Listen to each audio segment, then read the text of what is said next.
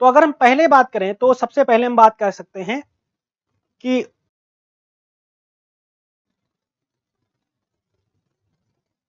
उदार राष्ट्रवाद। उदार का क्या मतलब होता है? लिबरल, मतलब हम बहुत कट्टर ना हो कि मैं सिर्फ अपने भारतीयों को देखूंगा बाकी सब भाड़ में जाएं, ऐसे टाइप का नहीं। तो उदार राष्ट्रवाद समझिएगा क्या होता है। उदार राष्ट्रवाद का मतलब होता है कि जो मेरे कल्चर है उसका इफेक्ट पूरी दुनिया पर पड़े, जिसमें लोगों की स्वतंत्रता हो, ऐसा राष्ट्रवाद।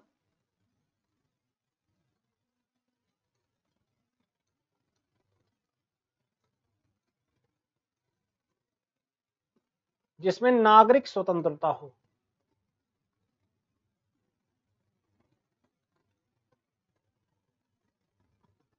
ठीक, जो लोकतंत्र और समानता पर आधारित हो।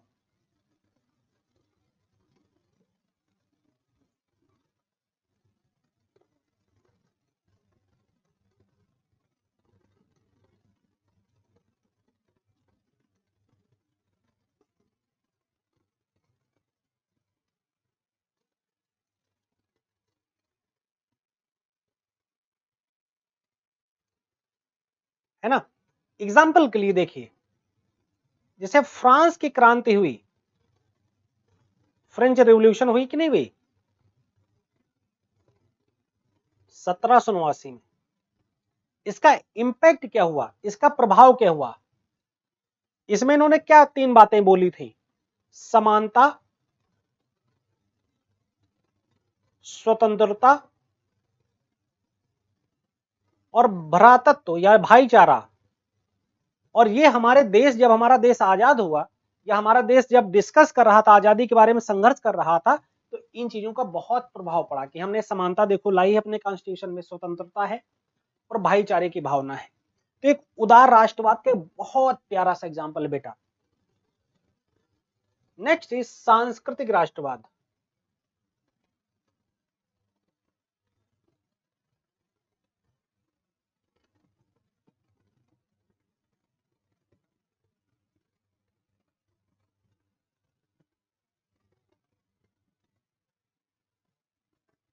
सांस्कृतिक राष्ट्रवाद, ठीक। तो सांस्कृतिक राष्ट्रवाद बहुत इंटरेस्टिंग है। कल्चरल राष्ट्रवाद, आज हमारे देश की खास बात है कि अगर अमेरिका में दीपावली मनाई जाती है, अमेरिका के चुनाव में भारत का एक अपना प्रभाव रहता है। इनफैक्ट आप इजराइल के चुनाव में मोदी जी जाते हैं वहां संपर्क करने, है ना? तो ये जातीय, भाषाई और पहचान आधारित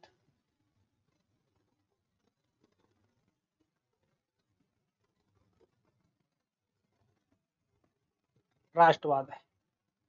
जातीय, भाषाई और पहचान के आधार पर राष्ट्रवाद देखा जाता है। जैसे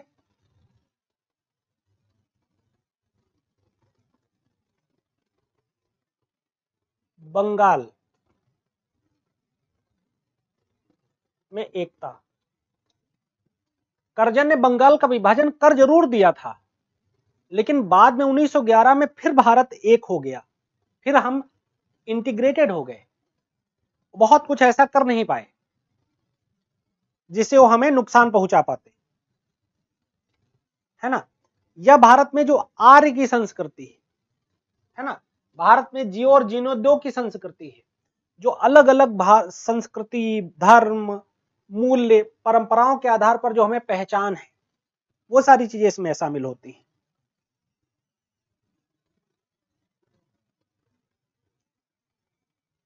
फिर आता है धार्मिक राष्ट्रवाद।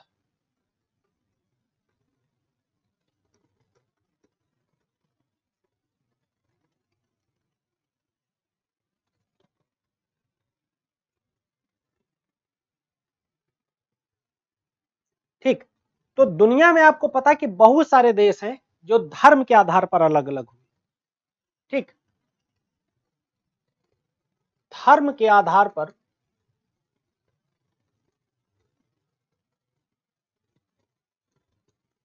राष्ट्रों के निर्माण की प्रक्रिया को या निर्माण की घटना को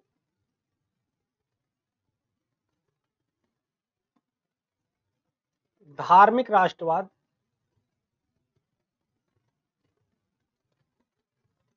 कहा जाता है। जैसे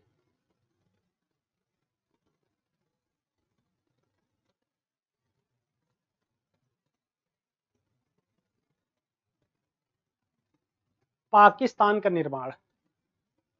तो जो पाकिस्तान का निर्माण है, आपको पता है कि एक बहुत इंटरेस्टिंग घटना है, बहुत ही जबरदस्त घटना है ना। और पाकिस्तान के तो प्रस्तावना में भी उनके कॉन्स्टिट्यूशन के संविधान में लिखा है कि हम धर्म के आधार पर देश बनाएंगे। लेकिन आपको पता है कि धर्म के आधार पर, कट्टरता के आधार पर कोई देश चलता नहीं है। भारत दुनिया का एकमात्र ऐसा देश है जहां सभी धर्मों के लोग रहते हैं, हिंदू, मुस्लिम, सिख, ईसाई, पारसी, जैन, बौद्ध, हर कोई रहता, और हम सबको तवज्जो देते हैं, सबको स्पेस देते हैं, सबको रिस्पेक्ट देते हैं। हम लोग देते कि नहीं देते, आप लोग बताओ। तो ये चीज यहां पर बहुत इंपॉर्टेंट होती है। और पाकिस्तान की क्या बुरी हालत है धर्म के आधार पर राष्ट्र बनाने की, आपको पता ही है। ठीक, फिर अब विस्तारवादी राष्ट्रवाद।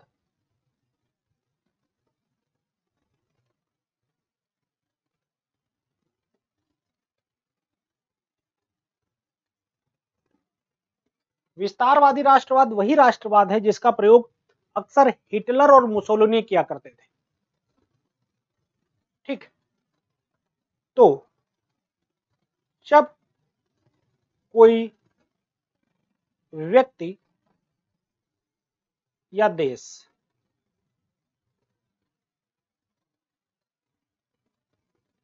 अपने देश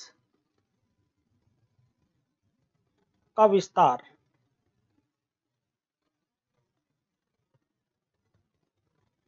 करने के लिए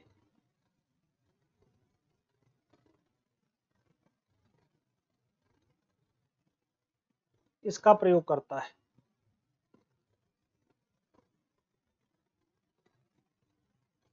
तो इसे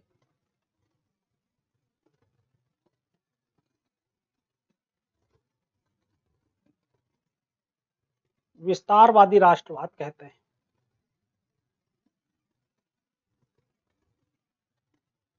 एग्जाम्पल के लिए हिटलर एवं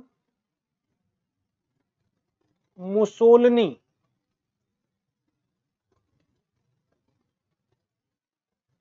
का राष्ट्रवाद। अब वो क्या था, राष्ट्रवाद के चलते पूरी दुनिया को अपने कंट्रोल में लेना चाहते थे। वो चाह रहे थे कि हर एक चीज को हम अपने हिसाब से चला लें।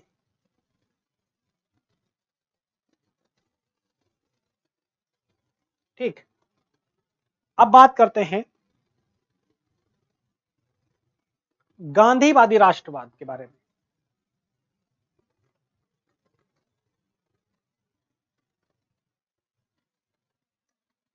कि गांधीवादी राष्ट्रवाद क्या होता है।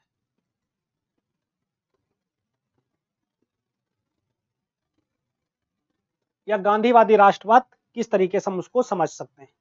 तो गांधी जी की जो विचारधारा से प्रेरित है, बहुत ही प्यारा राष्ट्रवाद है ना। तो गांधी जी का जो राष्ट्रवाद है वो बहुत कह सकते हो कि पीसफुल है, बड़ा ओपन है, बड़ा स्वीट है। इसलिए स्वीट है क्योंकि वो सबको अपने साथ लेकर आता है। वो ये नहीं कहता कि तुम लोग निकलो भागो। गांधी जी ने तो कहा था जिन्ना को बना दो प्रधानमंत्री, कोई दिक्कत नहीं। ठीक, तो गांधी जी ने सत्य, अहिंसा,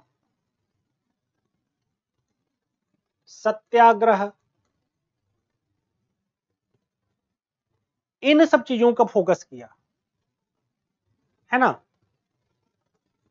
असहयोग आंदोलन, भाई गांधी जी के कहने पर लाखों लोग चल देते थे, तो इतना आसान तो नहीं रहा होगा। असहयोग आंदोलन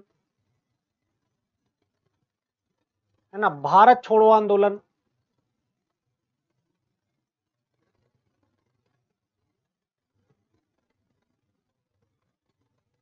नमक सत्याग्रह, यहां लोगों के कहने पर कोई एक व्यक्ति नहीं कहना मानता है, और एक व्यक्ति जो कहता था मैं आंदोलन करूंगा और पूरा देश पीछे लग जाता था, बात मानने लगता था, तो जाहिर सी बात है अब लोगों को जन जन तक पहुंचाने की बात है। भाई गांधी जी ने 1921 में, पता है, एक जो है धोती को दो पार्ट कर देते थे, आधी पहनते, इसको लंगोटी बोलते हैं। कोई कर पाएगा ऐसा? है ना। गांधी जी ने कहा चरखा चलाओ, पूरे देश में चरखा चलने लग गया स्वदेशी के लिए, कि मैं राष्ट्रवादी होना है। गांधी ने कहा नमक कर हटाओ, तो वो पता लगा दांडी मार्च पर निकल पड़े, नमक सत्याग्रह हुआ। फिर एक क्रांतिकारी राष्ट्रवाद,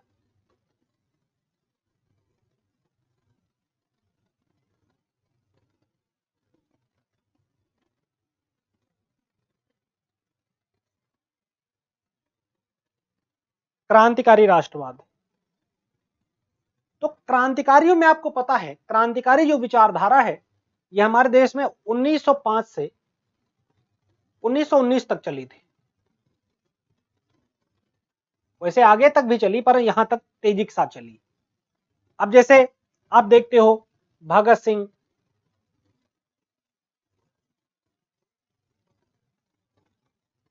ठीक, सुखदेव, राजगुरु, सुभाष चंद्र बोस,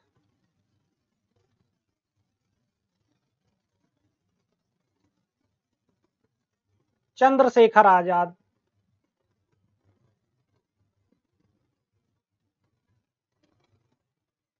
इन लोगों का क्या मानना था कि इसके कानों तक हम अपनी आवाज लेकर जाना चाहते हैं। तो एक अलग तरीके का राष्ट्रवाद है जिसमें क्रांति करेंगे और जो है सरकार को पलट देंगे, इस सोच को आगे बढ़ाने का काम किया जाता है। अब एग्जाम की तैयारी को और बेहतर करने के लिए हमारे चैनल को लाइक, शेयर और सब्सक्राइब करना ना भूलें।